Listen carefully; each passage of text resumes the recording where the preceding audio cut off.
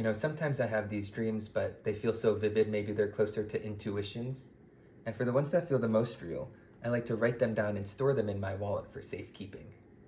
But this isn't about what I wrote earlier because I'm having a new intuition right now about you and this deck of cards. So I'd like to write something down, and it's regarding the results of the actions you're about to take.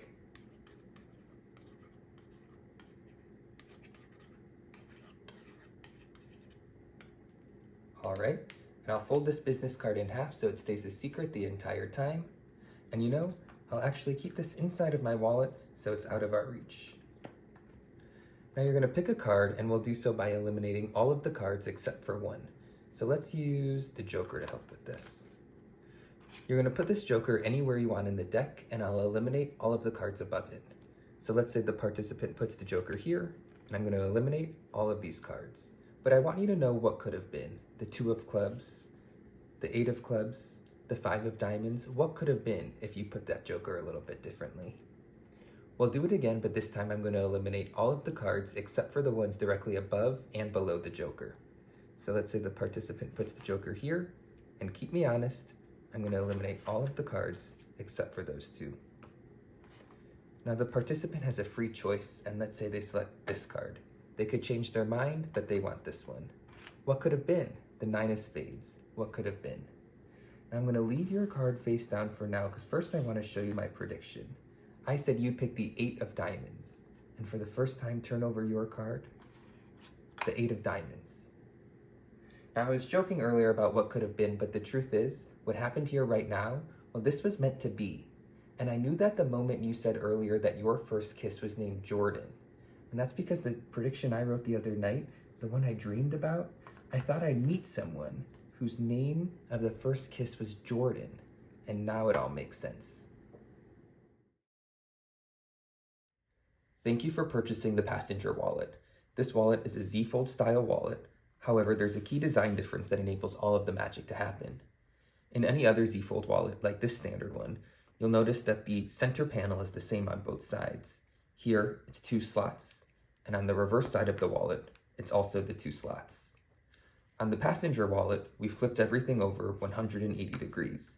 So you can see on one side is the ID window, and on the other side is 2 credit card slots.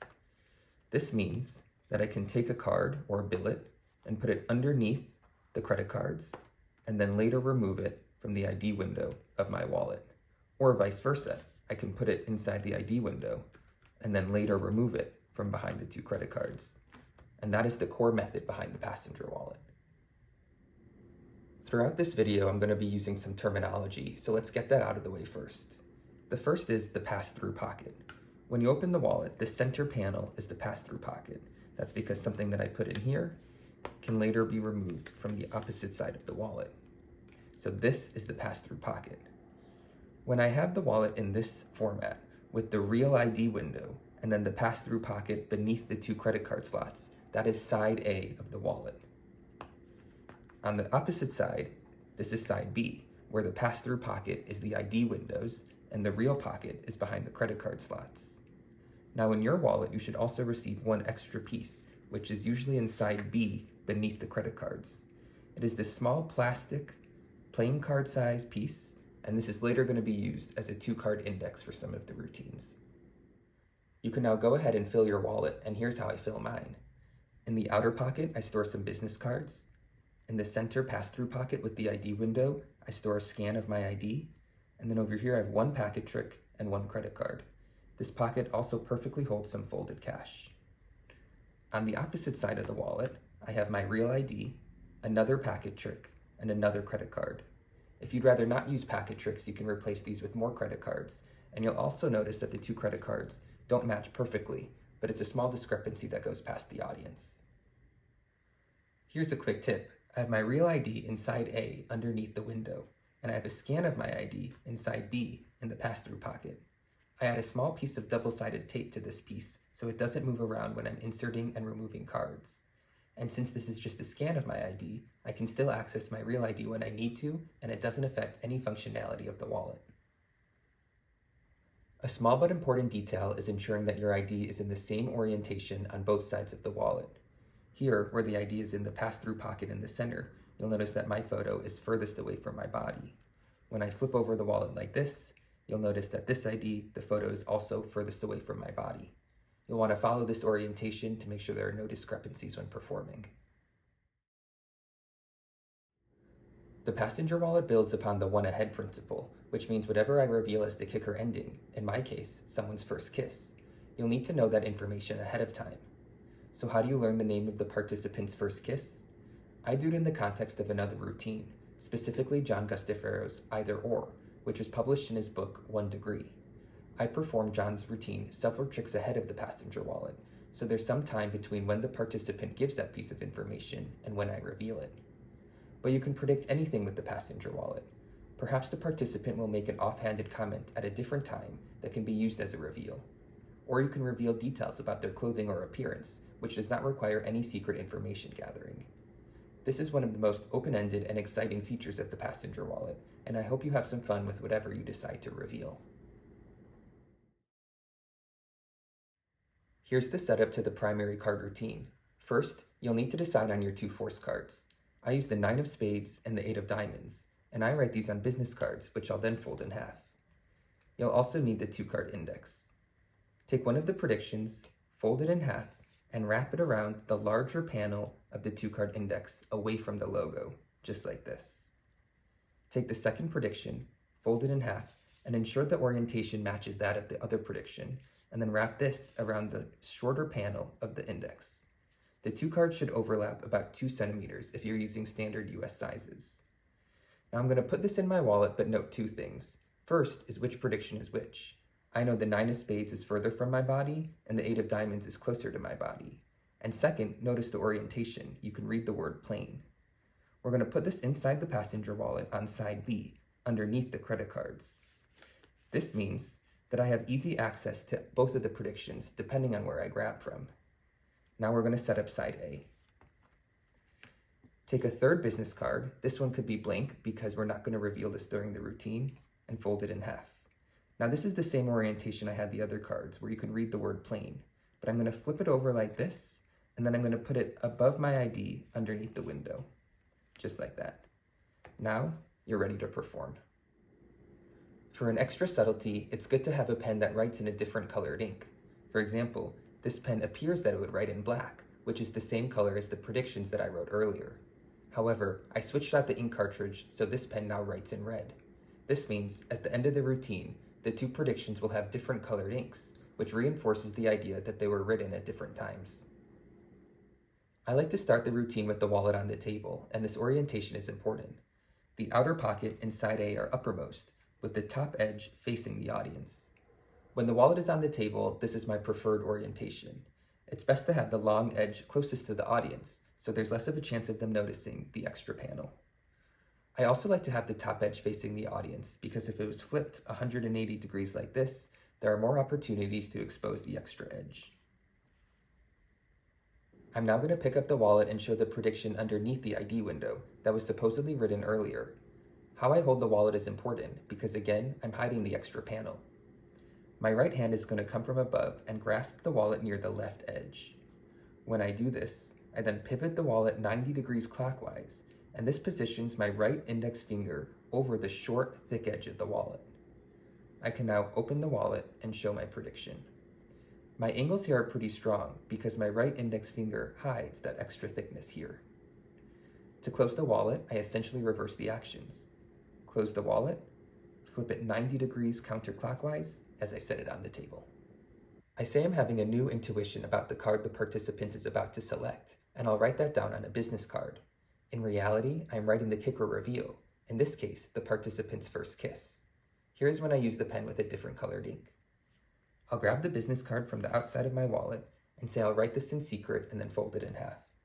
I've pre-written one here that says first kiss named Jordan. This is folded in half so it stays a secret until the end. I'm now going to open the wallet in the same manner I did earlier. My right hand comes from above near the left edge, pivots 90 degrees so the right index finger covers the thick edge, and then I can open up the wallet. This is side A of the passenger wallet, so the pass-through is beneath the credit cards. I'm going to put this business card in, but notice the orientation. It's the same as when I was doing it with the 2-card index. You can read the word plain. Also, when I put this card in, I'm going to press against the leather, and this ensures that this card now goes between the ID and the ID window on the opposite side of the wallet. So I put this in like this and get it all the way in. I can then close the wallet, twist 90 degrees counterclockwise, and set it back down. Secretly, on side B, you've just inserted the kicker reveal above the ID. It's now time to force one of the two cards, and I'm going to teach you two ways to do this. The first uses a prepared deck, and the second uses Bill Simon's business card prophecy force. Here's the prepared deck. I have 17 pairs, or 34 total cards, of the force cards repeated in a cyclical stack. So it's 9 of spades, 8 of diamonds, 9 of spades, 8 of diamonds for 34 total cards. I'll leave these face up. I also have 18 indifferent cards, including one joker. I add 2 indifferent cards to the face-up stack, followed by the joker, followed by the remaining 15 indifferent cards. That's the prepared deck, and it does most of the work for you, so the procedure is relatively simple. You'll start by spreading to the joker, and you want to make sure that you don't spread too far and reveal the force bank. You could spread 2 past the joker before you get there. Once you get to the joker, split the hands so the joker is in your rightmost hand. Then put that on the table. I'm going to cut the cards now so all those indifferent cards go to the bottom of the face-up deck, and then when I flip everything over, they're now on top. Instruct the participant to put the joker about halfway down, and we'll eliminate all of the cards above it. As long as they put the joker at least 15 cards deep, we're going to eliminate all of those indifferent cards. So let's say the participant puts the card here, and we're going to eliminate all of these cards. I like to spread through the top 15 cards and show what could have been, and this reinforces the idea that all of these cards are different. It's important that I don't spread more than 15 cards, because then I'll get into my force bank. We'll eliminate those cards. Repeat the procedure, but this time I'm going to eliminate all of the cards except for the ones directly above and below where they place the joker. Let's say they place the joker here, and you can be very clean here about eliminating all of the cards except for those 2. Because the cards were in a cyclical stack, we can be sure that these 2 cards are the force cards, but at this time, I don't know which is which. I give the participant a free choice, and they can change their mind as many times as they'd like. Once they select a card, let's say this one, I'm going to flip over the card they don't want and say what could have been, the 9 of spades. This gives me everything I need to know, because now I know that's the 8 of diamonds. So that's how you force the cards using the prepared deck. Here are 3 pro tips to using the prepared deck. The first is to take the bottommost indifferent card, the 4 of spades, and add pencil dots to the back corners. I'll explain why in a moment. The second pro tip is to memorize the 2 indifferent cards that you put beneath the joker on top of the force bank. In this case, I always use the 6 of clubs and 10 of hearts. And the third pro tip is to mark all of one of your force cards. So I mark all of the 8 of diamonds by filling in the center circle. I do this for peace of mind at the end of the routine. So in the procedure, you spread to find the joker, split the cards, and then cut. At this time, they're going to eliminate some of the cards. So let's say they put the joker here, and you're going to eliminate all of these cards. You can only show the top 15, and that's where that pencil dotted card comes into play. As I spread these cards, I'm looking for my pencil dot, and that gives me an indication of how far I'm able to go before I get deep into my force bank. The procedure is then repeated, but they can't put the card on the bottom because those aren't force cards, and that's where that second pro tip comes into handy. I would say something along the lines of, I actually know the bottom cards are a 10 and a 6, so why don't you put the card somewhere a little bit more towards the center? And that gives them justification to move that joker, hopefully, more towards the center, and then you can proceed with the routine, forcing one of the 2 cards. So one of the 2 cards has now been forced, and it's left face down, unseen by the audience. I know that this is the 8 of diamonds because I've already revealed that it's not the 9 of spades. I'm now going to open the wallet to side B of the passenger wallet, and how I do so is important, again, because I need to hide the thick edge of the wallet. I'm going to flip everything over like this so it's a little bit easier to see. My right hand comes from above, just like before, but instead of going towards the left side, it comes towards the right side of the wallet. My thumb reaches in and starts to open the wallet from the back, leaving part of it on the table. So here to here. I then grip the wallet that I'm holding in my right hand and flip it over. So one more time, this hand comes from above, lifts up here, and flips over. When I do this, I'm left so my right hand is completely covering that thick edge, and again, my angles are very strong. I like to do this move while I point out that this card is still face down and unseen. So I say we're going to leave that card face down because I want to get to my prediction first. This gives me some misdirection from doing the move. Now if I reach in my wallet here, I'll grab the 8 of diamonds prediction, and if I reach in here, I'll grab the 9 of spades. So in this case, I'll reach in here and grab my prediction and reveal it's the 8 of diamonds, and so is their card. Now we're pretty home free, we're done with the trick. They think it's over, and I talk about what could have been, how it's meant to be, and all I have to do is remove this card from my wallet that's been supposedly in full view the entire time, and I can reveal the kicker ending that their first kiss was named Jordan. Every few days or so, I recommend that you replace these business cards that have your 2 force cards. This is because over time they're going to get very worn in, and then when you reveal it to the audience, it's more obvious that it wasn't just written and folded in half. Here is Bill Simon's business card prophecy force. This will give a look very similar to the prepared deck. However, it uses an ordinary deck of cards and a sleight of hand maneuver. The only setup is to take the 2 force cards and start with those on the bottom of the deck. In performance, you start very similar. You have the participant take the joker, put it anywhere they want in the deck, and you eliminate all of the cards above it. So let's say they put the joker here, and you eliminate all of these cards. After you do that, here comes the first difference. You're going to need to shuffle the packet of remaining cards so you can relocate one of the force cards from the bottom to the top.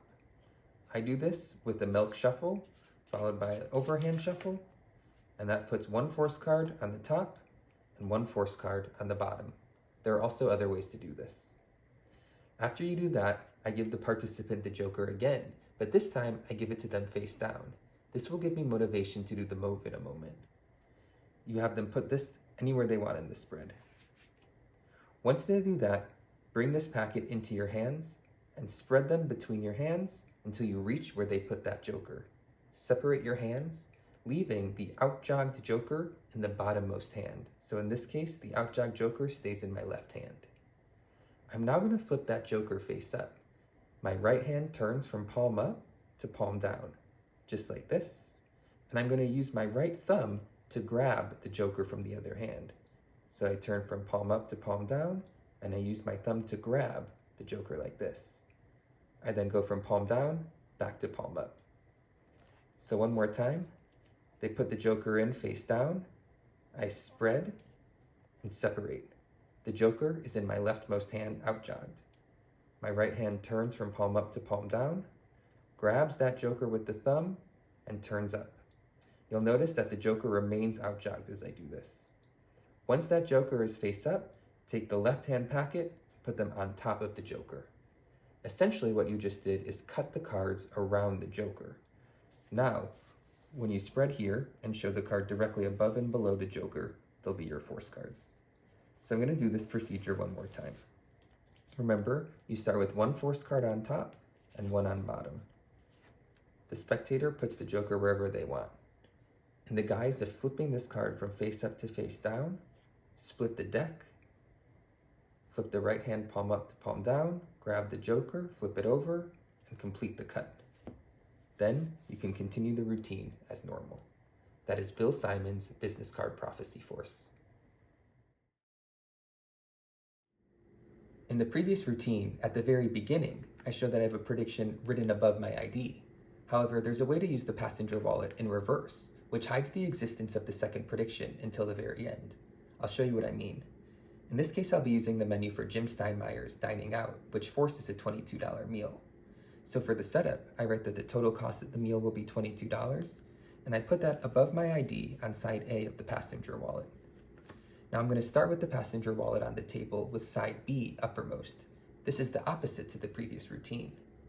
Also, let's say that during this routine, I've already learned that the participant's favorite food is pasta, and that's going to be the piece of information I reveal at the end.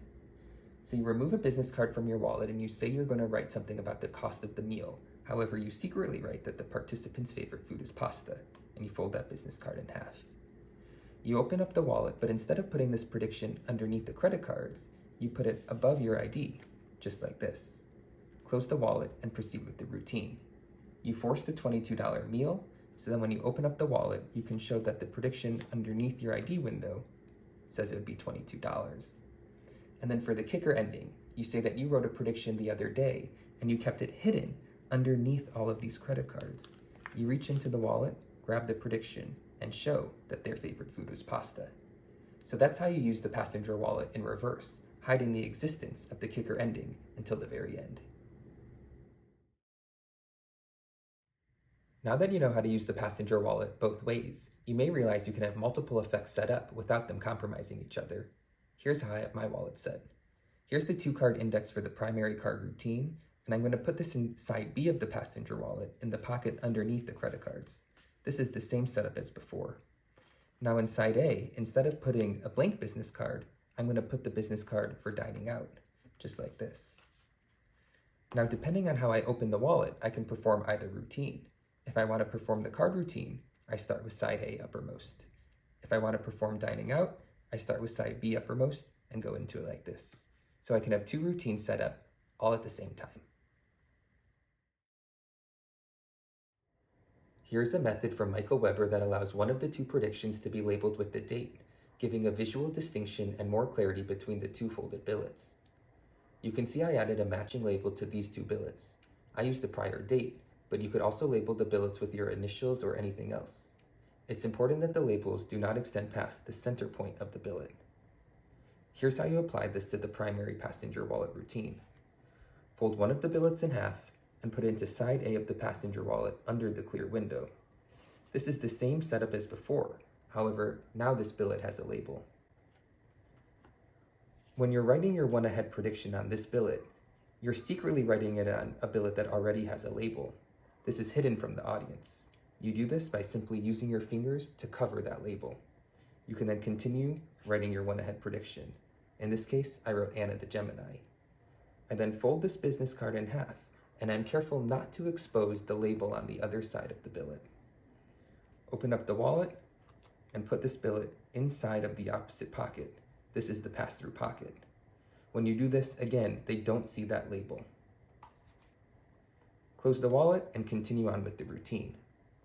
After you force your card, you open up the wallet now to side B, and you can remove the prediction that says the force card, in this case the 8 of diamonds. However, you now have a beautiful retention of vision of this billet with the label. They think that this said, in this case, Wednesday, August 2nd, the entire time. You could then go ahead and remove this prediction and share that you knew it all along, and the label adds a great visual distinction between the 2 billets. If you're using the wallet in reverse, you can still use this idea from Michael Weber. In this instance, you only need 1 billet with the label. The secret setup is to have a second billet inside A of the passenger wallet under the clear window. This billet does not have any label. For the performance, start with side B of the wallet uppermost. When you're writing this one-ahead prediction, again, you're going to be using your fingers to hide the existence of that label. You write your prediction, in this case I wrote Anna the Gemini, and then you fold it in half, being careful again not to expose that label. You're now ready to put this billet inside of the wallet. Open up the wallet to side B and put this billet into the ID window. This is the pass-through pocket. Again, the participant does not see the label on the billet. Close the wallet and continue on with the routine. When you open up the wallet to side A, you have a great retention of vision. You can then reveal that this prediction is correct. In this case, it's the 8 of diamonds. You then have a great kicker ending. You go into the other side of your wallet and grab a second folded business card. You can then show that this one is labeled from the previous date, and it says something incredible, like Anna the Gemini. My friend Jake Berg ends with the second prediction, Paperclip Shut, which, like Michael Weber's idea, adds a visual distinction between the 2 billets. In fact, Jake's method can be combined with Michael's method, as you'll see here. I simply have a small paperclip on one end of the billet. When I write the one-ahead prediction, I'm hiding the paperclip in the same way I was hiding the label earlier. Fold the business card in half, again hiding the existence of both the paperclip and the label. You can then insert this into your wallet. I'll be using the passenger wallet in reverse, so I open it up to side B and insert this entire unit inside the ID window. This is secretly the pass-through pocket. Close the wallet and continue on with the routine. You later open up the wallet to side A and reveal your first prediction. You can then go to the other side of the wallet and grab the second kicker ending prediction. You'll notice that it's both labeled and paperclip shut. You're going to want to hold the billet closed because it's not really paperclip shut, so you might get a gap like this. So I hold it closed, the magician or the performer has to remove the paperclip himself, and then you can hand this out to the audience and show your second prediction was correct. Here's a demonstration of the peek. Let's say a piece of information is written on your business card and you want to keep it inside of your wallet so it stays secure and out of everyone's reach. You go back to your wallet to grab another business card, and in that action, you've gotten a full peek. This is my preferred handling for the peek. I take a blank business card and I put into side B of the passenger wallet, not into any specific pocket, just the folds of the wallet. I then flip the wallet over so side A is uppermost. I have something written on a business card and it's not seen by me. I open the wallet to side A in the same manner as I did previously, with my index finger covering the thick edge of the wallet. I take the business card and I'm going to put it underneath the credit cards, which is secretly the pass-through pocket. Just like this. Close the wallet, flip it 90 degrees counterclockwise, just like before. Now I'm going to do something a little bit discrepant, but this is how I get the peek and remove the business card. My right hand grasps the top of the wallet and lifts up. I then grab out that business card, and that gives me a full peek here of the information. So one more time, I come up, I get that peek, I grab that business card and put it on top. For this demonstration, let's assume that a card has been selected and signed, in this case the 3 of hearts, and you've already done 1 or 2 tricks with this signed card. Since then, the card has been lost in the middle of the deck and you've moved on with other routines. Now that I've found your card a few times, I think our connection is strong enough for you to try to find my favorite card. Let me grab something from the deck. If I were to ask you right now to find my favorite card, it'd be pretty simple because, well, it's right here. So instead, I'm going to ask you to find the mate of my favorite card. Every card in the deck has a mate. For example, the 2 of clubs is the 2 of spades and the 9 of diamonds is the 9 of hearts. So I'd like you to try to find the mate of my favorite card.